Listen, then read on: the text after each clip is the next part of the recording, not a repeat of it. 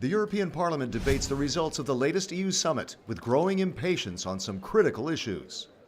One of those is the battle for the Iraqi city of Mosul and the growing humanitarian tragedy there. Approval of the EU budget for 2017, making room for new ideas like free InterRail for Europe's youth. And Parliament debates newly proposed corporate tax reform aimed at more transparency and fairness. Hello and welcome to our roundup of the European Parliament's latest plenary session here in Strasbourg. We begin with debate on the EU summit, which is under fire for having failed to take decisive action on some issues.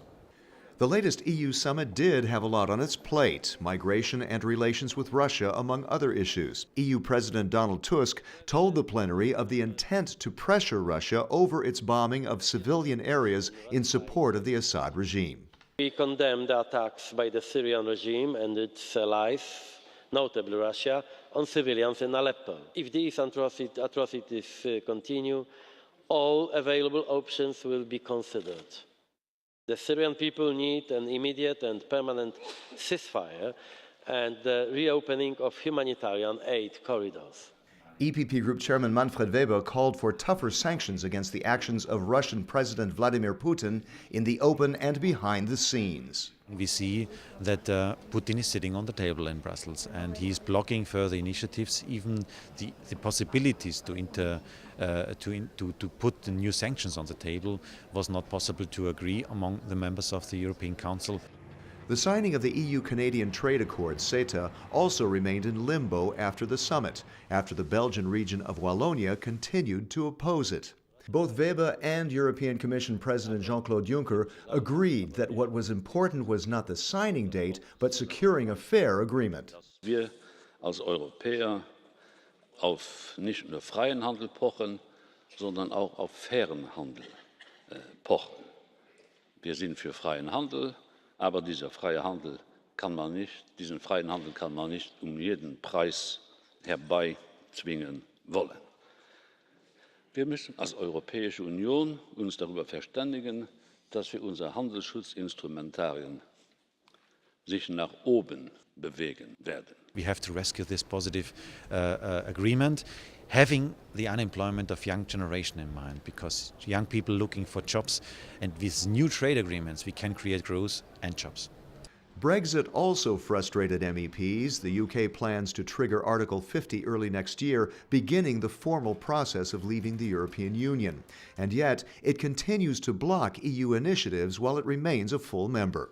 For example, investing in a common EU defense policy in the European Union, and the Brits are blocking these initiatives, and I have no understanding for this. If somebody wants to leave the club, then he cannot have a say on the long-term development on such a club.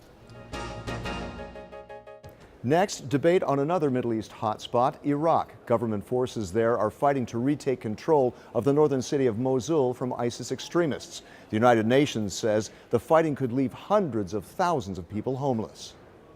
The debate in Parliament focused on a resolution that calls for an autonomous area on the Nineveh Plain around Mosul, protecting the local population that includes Assyrian Christians. Lars Adaktusson is the EPP Group's spokesman on the issue.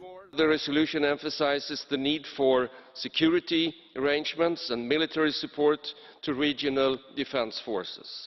This is imperative in order to make it possible for refugees and IDPs to return to their ancestral homelands. On to the EU budget for 2017. Parliament approved a proposal to increase it to just over 160 billion euros. That includes more funding to tackle the migrant crisis. It's now subject to conciliation talks with the European Council. The budget, with an increase of about 4 billion euros, reflects the planned midterm adjustment of the 2014 to 2020 spending plan. It would restore cuts made to the Horizon 2020 program supporting research and development and the Connecting Europe infrastructure program. The Youth Employment Initiative would get 1.5 billion euros through new appropriations. Siegfried Murashan of the EPP Group is vice chair of the Budgets Committee.